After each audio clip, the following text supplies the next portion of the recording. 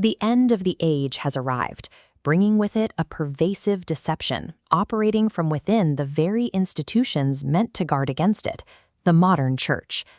When Jesus was asked about the signs of the world's end, his primary warning in Matthew 24:4 was a command to take heed. Survival in this hour begins with a refusal to blindly trust the voices of the majority. A common narrative has convinced millions of believers to wait for a literal 666 microchip to be forced under their skin by a futuristic regime. This fixation on a science fiction scenario creates a dangerous blind spot. While the world waits for a chip, a far more subtle trap has already been set through the mundane conveniences of modern life. The true mark of the beast functions as an active, centralized system designed to exert absolute control over the ability to buy or sell. As we see in this photograph of a wallet filled with credit cards, we have already surrendered our economic autonomy to the digital grid. This reliance on the monetary system is the direct stepping stone to a world where access to life itself is granted or denied by a central authority. This 1955 supermarket represents the moment society traded local nutrition for a centralized supply chain.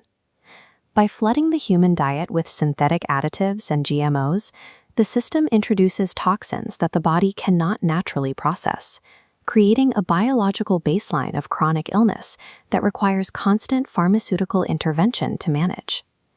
When you are unable to eat without the supermarket or heal without the pharmaceutical system, you are no longer self-governing.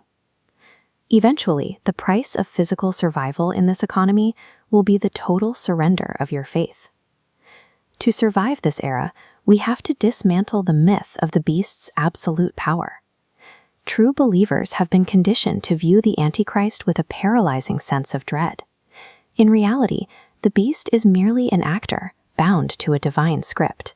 His reign is strictly confined to a window of 3.5 years, a timeline he has no power to extend. He lacks the legal authority to seize your will or prevent you from farming your own land. His only real leverage is his ability to lock you out of the commercial marketplace. The fear he generates is a psychological tool designed to force a submission that he cannot legally demand. Realizing that God remains in absolute control of the timeline breaks the enemy's influence over the mind. Biblical precedent gives us a clear strategy. Jesus compared these final days to the era of Noah, signaling that our primary task is to proactively build an ark that functions independently of the world's systems. Physical preparation begins with a geographic exit.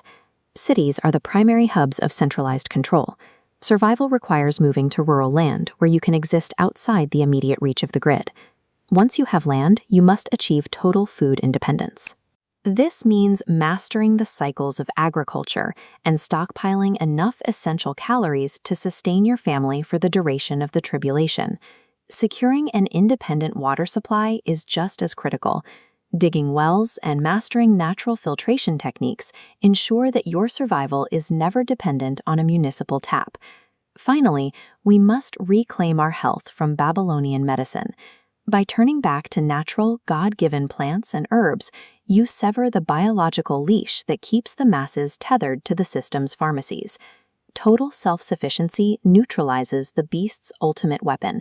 The system has no power over a person who refuses to buy or sell. Even the most advanced physical preparation is useless if it isn't backed by total spiritual holiness and discipline. The impending tribulation is a divine purge aimed at the wicked, mirroring the judgment of Sodom. It is not an escape hatch for a compromised and lazy church.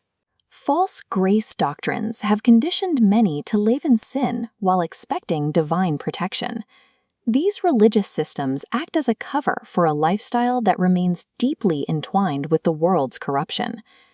God's protection is reserved for the hidden remnant, those who have rejected formal religion to build a deep personal relationship with Him in the secret place. Heaven is searching for the few who refuse to compromise their obedience or their physical bodies with the pollutions of this age. The standard for deliverance remains the same as it was in antiquity. Ezekiel 14:14 warns that even giants of the faith like Noah, Daniel, and Job could only deliver their own souls by their righteousness.